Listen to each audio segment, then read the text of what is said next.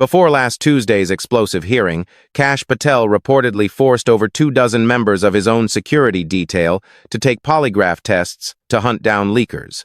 Naturally, the FBI denied it. The Bureau also reportedly launched a criminal probe targeting the Atlantic journalist who broke the story. Add in his massive $250 million lawsuit against the Atlantic over their April bombshell, and the context becomes clear. When you watch this fiery exchange where the director dodges questions to attack Senator Chris Van Hollen, understand exactly what you are seeing. You aren't watching a man with nothing to hide. You are witnessing a man who spent 5 frantic weeks doing absolutely everything in his power to ensure this position of public trust. You agree that you should lead by example and be held to at least the same standard of conduct as you expect of ATF agents. Yes, sir. And would you agree that if one of your agents was unable to perform his or her duties because of excessive drinking, you would need to take corrective action or disciplinary measures? Yes, sir. Director Serralta, same question for you with respect to the U.S. Marshal Service. Do you agree with the responses from Director Sakata? Ranking Member Van Hollen, that would be correct. I would do that after a thorough investigation by our internal affairs. Administrator Cole, same question to you with respect to the DEA. Yes, sir. I would echo what Rob and Gaddy have said. After a thorough review by our OPR, Office of Professional Responsibility, yes, sir. Director Patel, do you agree with these 3 gentlemen? Yes, sir. The FBI. So you agree, Director Patel, that if one of your agents was unable to perform his or her duties because of excessive drinking, you would need to take corrective or disciplinary action. You agree with that statement? We would implement the inspection review process, just like these other agencies have their own internal investigations, and complete that review. As I said in my opening remarks, I really don't care about your personal life so long as you are able to perform your public and official responsibilities, which are awesome responsibilities. Multiple reports, including reporting by the Atlantic, have alleged episodes of excessive drinking, unexplained absences, and behavior that concern current and former FBI and DOJ officials. You have publicly denied those allegations and filed a defamation lawsuit. So today, as you testify before Congress, is it your testimony that those allegations are categorically false? Unequivocally, categorically false. So there have been no occasions during your tenure when FBI personnel were unable to promptly reach you? Absolutely not. You can ask my entire workforce. They hear from me at every single hour of the day, as do these great gentlemen here, as do the men and women of the interagency and state and local law enforcement and the White House. And so there have been no occasions when your security detail had difficulty waking or locating you, is that right? Nope, it's a total farce. I don't even know where you get this stuff, but it doesn't make it credible because you say so. I'm not saying it, Director Patel. It's been written and documented. You are literally saying it. No, I'm saying that these are reports, Director Patel. No, and unlike your baseless reports, the only person that was slinging margaritas in El Salvador on the taxpayer dollar with a convicted gangbanging rapist was you. You know, the only person that ran up a $7,000 bar tab in Washington, D.C. at the lobby bar was you. So the only individual in this room that has been drinking on taxpayer dime during the day is you. Director Patel, come on. These are serious allegations that were made against you. The allegations are false. Filed. You drinking margaritas with a gangbanger is true and on video. It just goes to show you running a $7,000 bar tab at the lobby bar has been filed by your own office. This goes to show drink during the day. That's you. This is the ultimate example of hypocrisy. Mr. Chairman, I will not be tarnished by baseless allegations and fraudulent statements from the media. The fact that you mentioned that indicates you don't know what you are talking about. Now, here, Director, the only thing I know is you're the one drinking margaritas with felons. Actually, that's a false statement, and I'm asking you about your statements. I've answered that. And I'm asking you about a particular report. And it's not a report. Testimony. So let me ask you this. Are you willing to take the test, it's called the audit test, that members of our active duty military and others take to determine whether they have a drinking problem? I'll take any test you're willing to take. I will take it, Director Patel. I'll take it. You ready to take it? Let's go. Yes or no? Let's go. Side by side. I'll take it. All right. I think that the fact that you're so, have you ordered polygraph tests of members of your team to determine how that story came about? The FBI conducts polygraph tests all the time. No, have you ordered polygraph tests for members of your team to determine who was the source of the stories that I'm asking you about? I don't order any polygraph tests. There's an internal inspection review process for any and all leaks, especially of baseless information at the FBI, that's been in place for the last 30 years. Those processes are followed by career intelligence and agents on the ground. So I'll take that as a yes, since you said that these were unauthorized disclosures. I have another round of questioning regarding your firing people who were important to gathering intelligence with respect to Iran, but I'll wait for my second round. Okay, let me give you the full picture because what you just watched didn't come out of nowhere. On April 17th, The Atlantic published an investigation titled "Kash Patel's Erratic Behavior Could Cost Him His Job," citing more than 24 anonymous sources inside the FBI and the Department of Justice, who alleged that the director's drinking and unexplained absences had begun to delay time-sensitive decisions and left him often unreachable. Most investigative pieces run on 3 or 4 sources. When that many separate individuals across 2 agencies independently describe the same pattern to the same reporter, the sheer number of people saying the same thing is itself the story, no matter what any single source can prove on their own.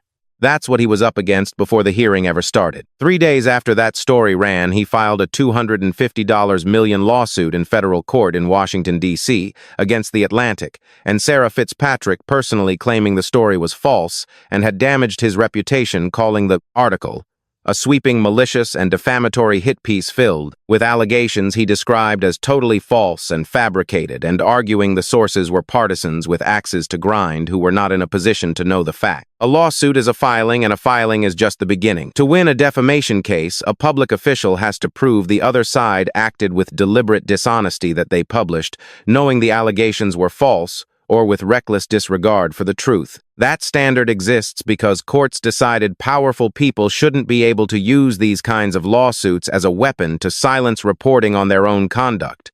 Public officials almost never clear it. The Atlantic senior vice president responded, "We stand by our reporting on Kash Patel, and we will vigorously defend The Atlantic and our journalists against this meritless lawsuit."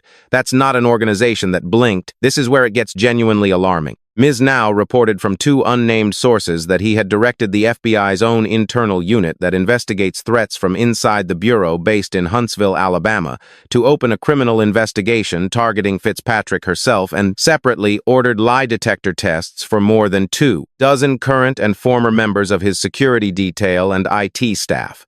The FBI denied both claims. Spokesman Ben Williamson said Fitzpatrick is not being investigated at all and dismissed the whole thing as false claims by anonymous sources. When testifying, he claimed the lie detector tests were handled by long-Irving career agents, not him, and I need you to notice what kind of answer that is.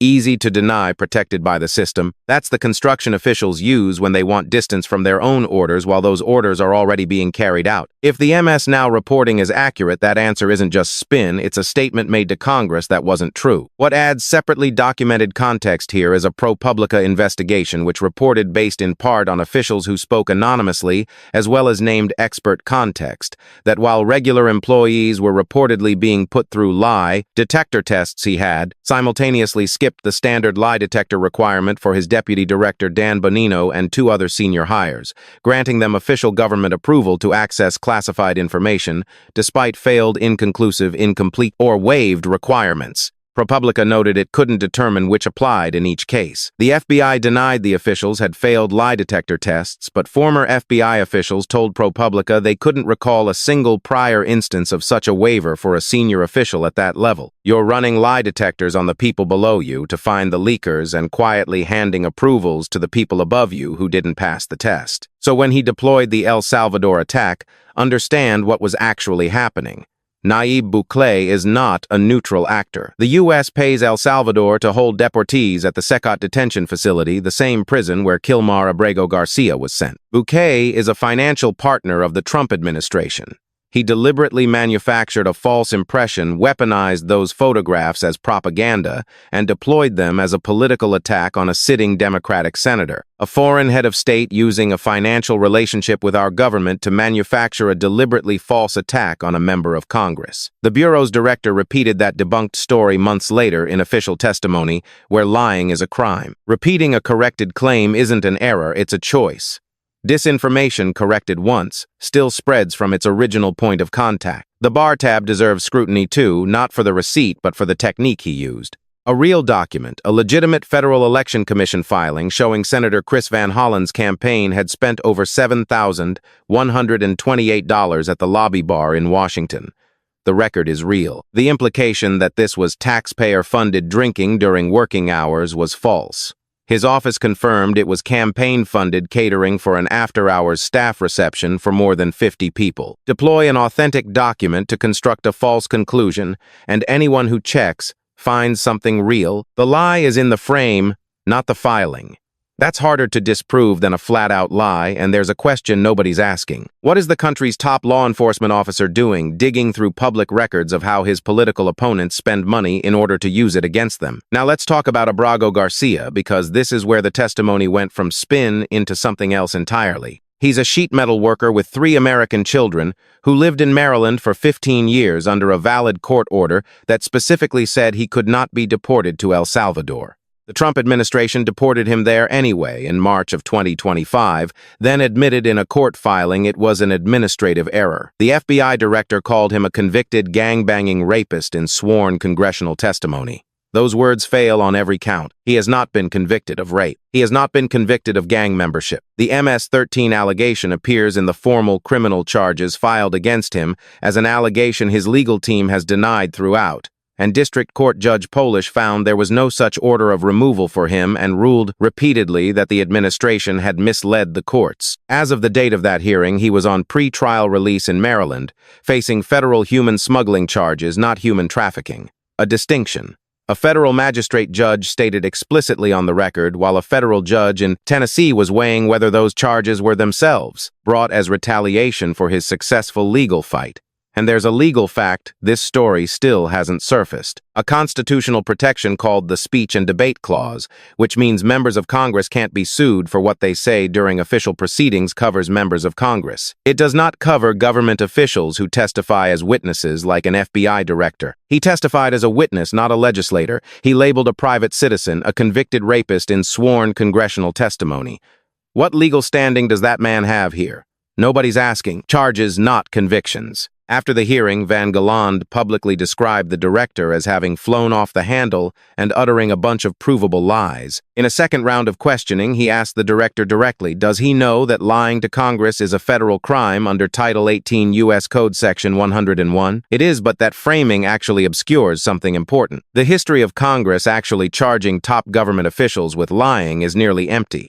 That question wasn't a legal strategy, it was a clip. And the gap between lying to Congress is a federal crime and the near-zero likelihood of any consequence is one of the most important and under-reported facts about congressional oversight right now. Through all of this, The Atlantic kept reporting. While the lie detector reports were circulating, she published a follow-up, revealing it wasn't unusual for the director to travel with custom-engraved Woodford Reserve bourbon bottles engraved with his name, his title, and an FBI shield. The article included no substantive FBI rebuttal to that detail. None. Former FBI agents have followed all of this with a very specific kind of alarm. James Davidson, a veteran agent, said when the lie detector reports emerged, an FBI employee's loyalty is to the Constitution, not to the director or deputy director. It says everything about his weak Constitution that this is even on his radar. And that's exactly right. The Bureau is supposed to operate on the premise that the director stands above politics, that career agents follow the law, not personal loyalty. The ProPublica findings make that premise really hard to defend. There's also the AUDIT test, the Alcohol Use Disorders Identification Test developed by the World Health Organization and used by our military and medical professionals to assess whether someone's drinking warrants concern is a real clinical screening tool, not a political prop. Listen to his exact words, "I'll take any test you're willing to take." That's a fake agreement. He matched the condition without actually promising anything. No date, no clinical administrator, no mechanism for releasing results. He committed to symmetry, appear cooperative, guarantee nothing. The senator took the test and published his results publicly the next day, challenging him to do the same. He hasn't. There's no rule, no law, nothing that can actually force him to follow through on a commitment made on C-SPAN. That silence isn't a story about drinking, it's a story about what accountability looks like when every single tool designed to enforce it has absolutely no teeth. So here's what the full picture actually tells you. He was loaded for a fight, counterattacks ready, campaign finance records pulled, El Salvador photographs memorized. He had prepared everything except an answer to the actual question. The margarita claim collapsed. The bar tab collapsed. Labeling a private citizen in those terms was false the moment he said it, and the documented record. The lawsuit filed against that magazine reported criminal probes against the journalist, who wrote it lie detector tests on staff. He denied ordering clearance. Waivers quietly issued to top deputies raises serious and unresolved questions about whether the most powerful law enforcement officer in this country is leading the Bureau with integrity. What the public and the courts make of all of it is a question that remains open. Every piece of it is documented, and now you have it all. This is the kind of topic where I know people are going to have strong opinions. So don't just watch and leave. Get in the comments and make your point. If you agree, disagree, or think I missed something, I want to hear it. Hit like if you want this video pushed to more people who care about politics. Ring the bell and subscribe so you're locked in for the next upload. Thanks for watching, and I'll see you when the next story hits.